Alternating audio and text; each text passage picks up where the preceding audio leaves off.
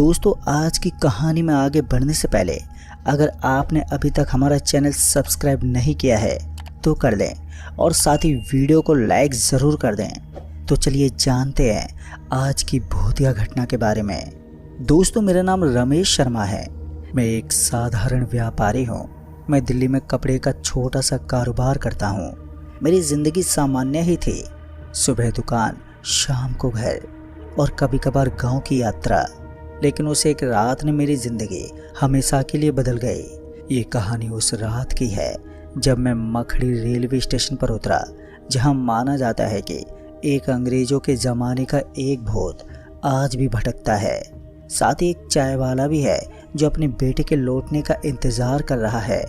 नवंबर की उस सर्द रात को जब मैं अपनी बहन की शादी के लिए अपने गांव मथुरा जा रहा था, तो मैंने दिल्ली से मथुरा की ट्रेन रात के 10 बजे पकड़ी।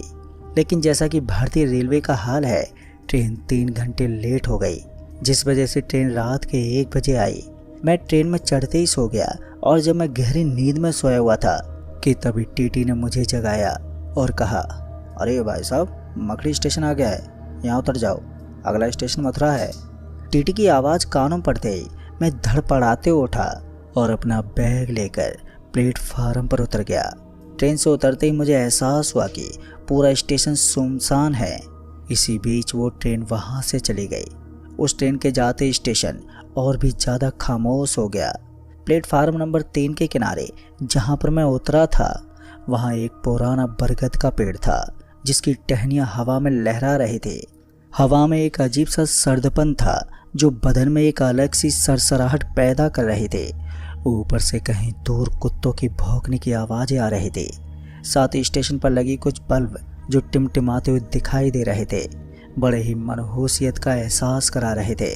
इसी बीच मैंने चारों तरफ अच्छे से नज़र घुमाकर देखा, पर ना तो वहाँ पर कोई यात्री, ना कोई कूली, सिर्फ चारों तरफ सन्नाटा ही पसरा हुआ था, सिवाय प्लेटफार्म के एक कोने के, जहाँ एक छोटी सी चाय की दुकान थी, जिसके ऊपर एक टूटी फूटी तख्ती लटक रही थी जिस पर लिखा हुआ था, बेकार की चाय। फिर जब मैं उस चाय की दुकान पर पहुंचा तो मुझे दुकान के बाहर एक बूढ़ा व्यक्ति बैठा हुआ दिखा, जिसे देखकर साफ जाहिर हो रहा था कि वो किसी चिंता में खोया हुआ है। मैंने उस बूढ़े आदमी को आवाज़ देते हुए बोला, बाबा, एक कप चाय मिलेगी क्या? मेरे ये कहते ही वो बूढ़ा आदमी बिना कुछ बोले चाय बनाना शुरू कर दिया, पर वो अभी भी अपने उसी चिंता में डूबा हुआ था, जिस वजह से उसका ध्यान चाय बनाने पर नहीं था। वो बड़े ही धीमे धीमे हाथ चला रहा था। इससे पहले मैं उसको थोड़ा जल्दी करने को कहता कि इसी बीच उसने मेरी ओर देखा और फिर बिना कुछ बोले ही वापस अपने काम में लग गया। उस वक्त स्टेशन पर शायद सिर्फ हम दोनों ही थे, पर इसके बावजूद हम एक दूसरे से बात नहीं कर रहे थे। और इसी खामोशी की दीवार को तोड़ने के लिए मैंने उस आदमी से सवाल करते पूछा, बाबा, इतनी रात को आप अकेले यहाँ सुनसान स्टेशन पर, जबकि यहाँ तो कोई है भी नहीं आपकी चाय पीने वाला? मेरे इतना कहते वो बूढ़ा आदमी धीमी आवाज़ में बोला, मैं तो कब का घर लौट जाता, पर मेरा बेटा अभी तक लौटा नहीं है, बस वो आ जाए तो फिर हम दोनों घर के लिए निकलें। उस बूढ़े आदमी के कहते ही कि अपने बेटे के वापस आने का इंतज़ार कर रहा है, तो मैंने अगला सवाल पूछते हुए कहा, कहाँ गया है आपका बेटा जो अभी तक नहीं लौटा? मेरे ये पूछते उस बूढ़े आदमी की आंखों में आंसू भर आए और उनकी आवाज़ एकदम से भारी हो गई और उन्होंने उसी भारी आवाज़ में कहा, पता नहीं बाबूजी, वो पिछली अमावस की रात यहीं स्टेशन पर ही चाय बेचने के लिए आया था, पर वो तब से लौटा नहीं है। मैं उसका लौटने का इंतज़ार कर रहा हूँ। उस बूढ़े के ये कहते ही मैंने दिलासा देते हुए बोला, फिर कोई खबर नहीं मिली?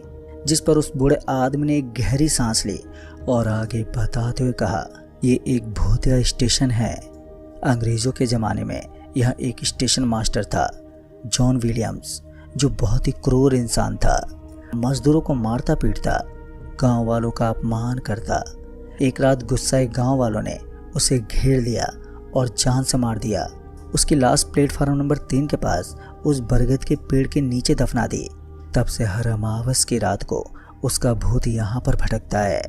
दोस्तों, उस बूढ़े आदमी के ये खुलासा करते ही मैं एकदम से सिंहर उठा और उस बूढ़े आदमी ने आगे बताया कि मेरा बेटा गोपाल उस रात दुकान बंद करके घर जा रहा था, जबकि सुबह ही मैंने मना किया था कहा था कि अमावस की रात को स्टेशन पर देर रात मत रुका कर, लेकिन वो जवान था और नौजवानी के जोश में उसने मेरी बात ही नहीं मानी।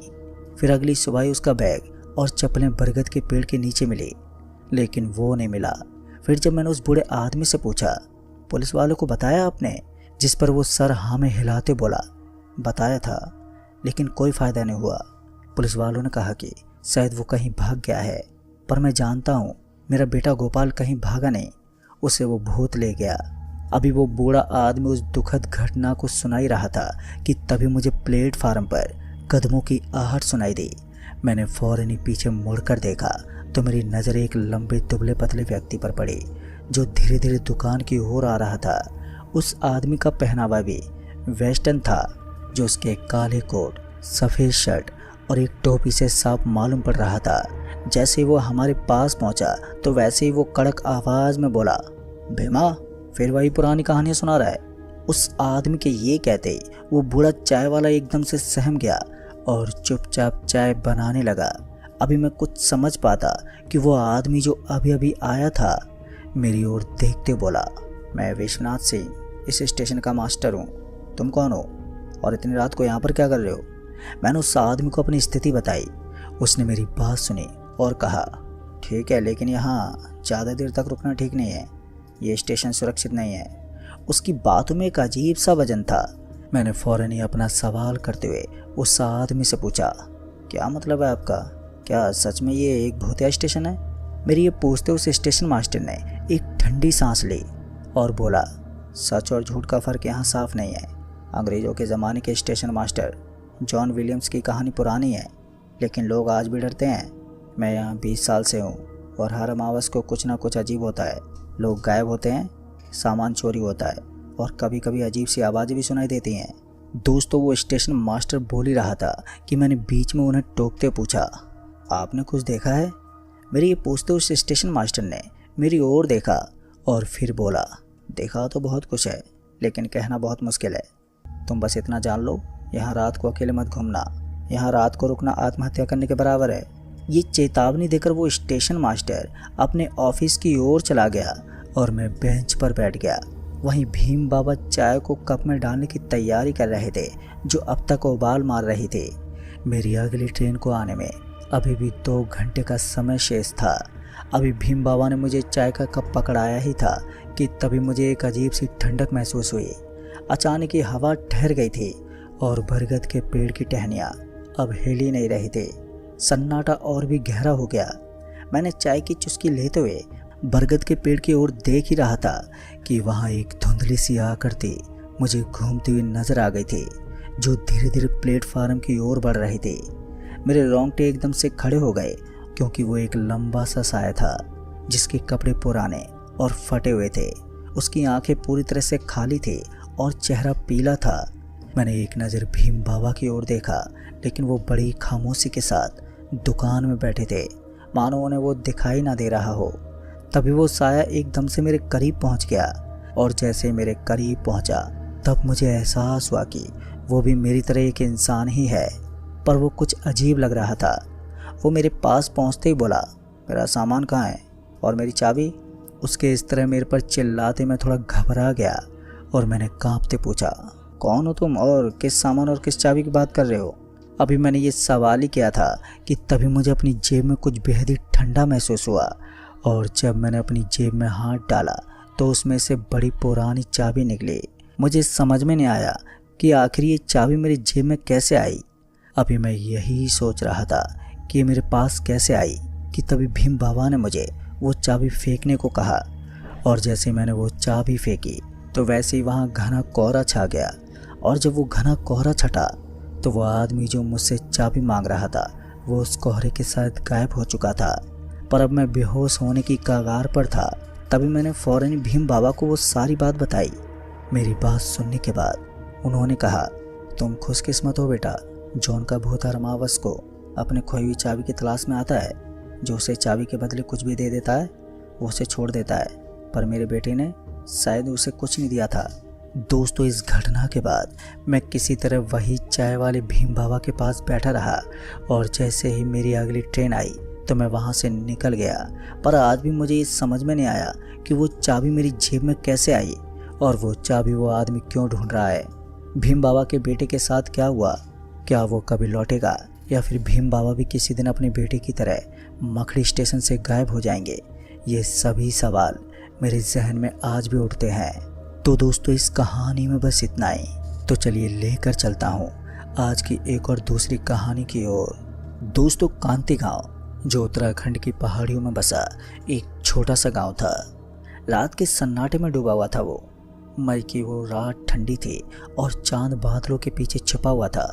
गांव के 35 घरों में से अधिकतर की खिड़कियां बंद थी और केवल कुछ ही घरों से रात के दियों की मध्यम रोशनी बाहर झांक रही थी। गांव के किनारे एक पुराना पीपल का पेड़ था जिसके बारे में लोग कहते थे कि वहां रात को अनजानी आत्माएं भटकती हैं। लेकिन उस रात पीपल के पेड़ से ज़्यादा डरावनी थी एक सायरन की आवाज़, एक एम्बुलेंस की सायरन। दोस्तों, मैं अर्जुन उस रात अपने घर की छत पर बैठा था। मैं शहर से छुट्टियां मनाने अपने पैतृक गांव आया हुआ था। रात के करीब 1 बजे जब मैं तारों को देख रहा था कि तभी वो अजीब आवाज़ मेरे कानों में पड़ी।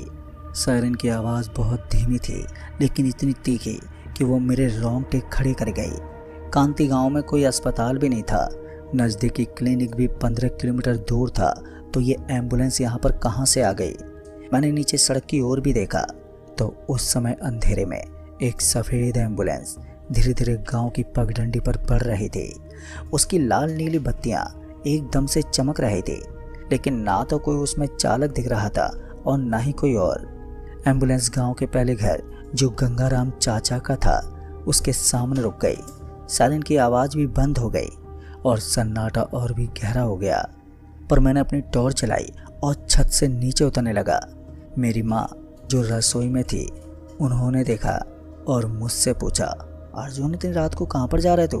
मैंने अपनी माँ को बोला, माँ बाहर एक एम्बुलेंस है, कुछ गड़बड़ लग रही है। मैंने इतना ही कहा और कहते हुए दरवाजे की ओर बढ़ा, पर मेरी माँ पीछे से चिल्लाते हुए बोली कि बाहर मत जा। लेकिन मैंने उनकी बात अनसुनी कर दी और मैं बाहर निकल गया। सड़क पर पहुँचते ही मैंने देखा कि गंगाराम चाचा के घर का दरवाज़ा खुला हुआ था और चाचा बाहर खड़े थे। उनकी आंखों में अजीब सा खालीपन था, जैसे वो नींद में चल रहे हों। तभी एम्बुलेंस का पिछला दरवाज़ा खुला और एक काली धुंध जैसी चीज़ उसमें से बाहर निकली। चाचा जी उस धुंध की ओर बढ़े और अगले ही पल वो गायब हो गए। फिर एम्बुलेंस का सायरन फिर से गूंजा और वो अगले घर की ओर बढ़ गई। लेकिन मैं डर के मारे पसीना पसीना हो गया। मेरे पैर उस वक्त कांप रहे थे, लेकिन मैंने किसी तरह हिम्मत जुटाई और अपनी घर की ओर भागा। तभी मैंने दरवाज़ा बंद किया और माँ को सारी बात बताई। तभी माँ ने डरते हुए कहा, अर्जुन ये कोई साधारण एम्बुलेंस नहीं है, ये कोई शराब है। इतना कहकर माँ और मैं सो गए। फिर अगली सुबह गांव में कोहराम मच गया।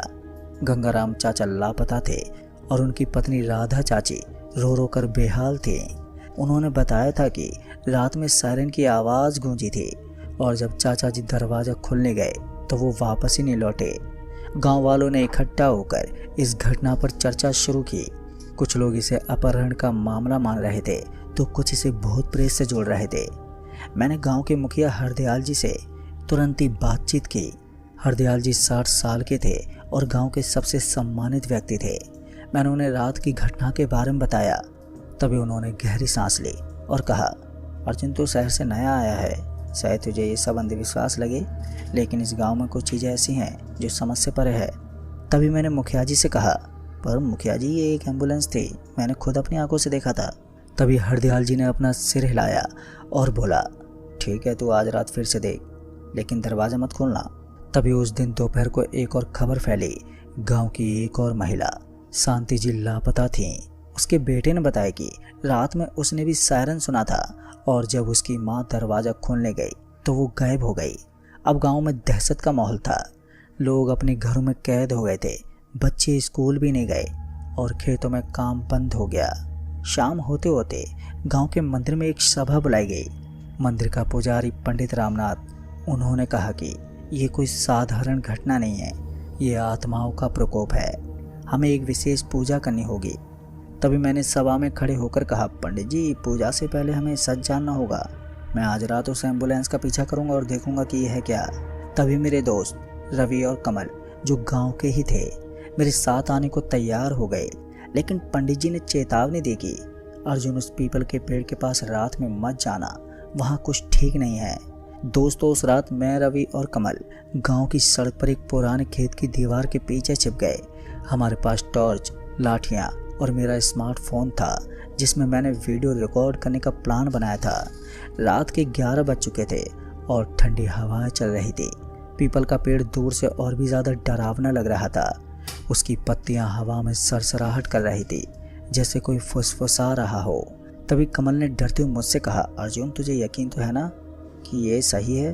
तभी मैंने उसे हाँ में जवाब दिया और कहा, अगर ये कोई इंसानी साजिश है तो हम उसे पकड़ लेंगे, और अगर ये कोई भूत है तो मैं उसे रिकॉर्ड कर लूँगा। मैंने हल्के से हंसते बोला। लेकिन दोस्तों, उस वक्त मेरे दिल में डर था। ठीक फिर 12 बजे सायरन की आवाज़ फिर से गूंजी। तभी हम तीनों ने सांस रोककर दीवार के पीछे झांका। वही सफ़ेद एम्बुलेंस सड़क पर दिखाई दी। उसकी बत्तियां चमक रही थी, लेकिन चालक का कोई अता पता नहीं था। एम्बुलेंस हरदयाल जी के घर के सामने रुक गई। तभी मैंने रवि और कमल को इशारा किया और धीरे धीरे एम्बुलेंस की ओर बढ़ा। तभी मैंने फ़ोन से वीडियो रिकॉर्डिंग शुरू कर दी। एम्बुलेंस का पिछला दरवाज़ा खुला और उसमें से वही काली धुंध निकली। हरदयाल जी का दरवाज़ा खुला और वो बाहर निकले। उनकी चाल बेहद ही अजीब थी, जैसे कि वो सम्मोहित हो। तभी मैंने चीखने की कोशिश की, लेकिन मेरी आवाज़ गले में ही अटक गई। हरदयाल जी धुंध में एकदम से गायब हो गए और वो एम्बुलेंस का दरवाज़ा बंद हो गया और फिर से सायरन गूंजा और एम्बुलेंस अगले घर की ओर बढ़ गई। फिर हम तीनों डर के मारे मंदिर की ओर भागे। वहाँ बैठकर मैंने वीडियो देखा, लेकिन उसमें कुछ साफ साफ दिखाई नहीं दे रहा था, केवल काली धुंध और एम्बुलेंस की बत्तियां ही थी। तभी रवि ने कांपते हुए कहा, अर्जुन, ये कोई इंसानी काम नहीं है, ये तो शायद कोई शैतानी ताकत है। फिर अगले ही दिन हरदयाल जी के लापता होने की खबर ने गांव को और भी ज़्यादा डरा दिया। अब तक 3 लोग गायब हो चुके थे, गंगाराम चाचा, शांति और हरदयाल जी। तभी मैंने फैसला किया कि मुझे इस रहस्य की जड़ तक जाना होगा। मैं गांव के सबसे बुजुर्ग महिला दादी अम्मा से मिलने गया। दादी अम्मा 95 साल की थी और गांव के इतिहास की जीवित किताब थी वो। दादी अम्मा अपनी झोंपड़ी में एक पुरानी खाट पर बैठी थी, तो मैंने उन्हें सारी बात बताई। उन्होंने अपनी झुर्रियों भरी आंखों से मुझे देखा और कहा, बेटा, ये एम्बुलेंस कोई चीज़ नहीं है, ये 60 साल पहले भी आई थी। ये सुनते ही मैं एकदम से चौंक गया और फिर मैंने कहा, हाँ दादी अम्मा, कहो। तभी दादी अम्मा ने कहा, तब मैं जवान थी, उस वक्त भी ये एम्बुलेंस रात को आती थी और जो भी दरवाज़ा खोलता था वो गायब हो जाता था। 15 लोग गायब हुए थे, फिर एक रात वो अपने आप ही गायब हो गई। तभी मैंने पूछा, लेकिन ये क्या था और लोग कहाँ पर गायब हो गए? तभी दादी अम्मा ने एक गहरी सांस ली और बताया कि ये एम्बुलेंस एक श्रापित गाड़ी है। गांव के पास जो पुराना डाक बंगला था, वहाँ एक बार कुछ गलत हुआ था। एक अंग्रेज डॉक्टर वहाँ पर रहता था, जो गांव वालों पर गलत दवाइयों का प्रयोग करता था।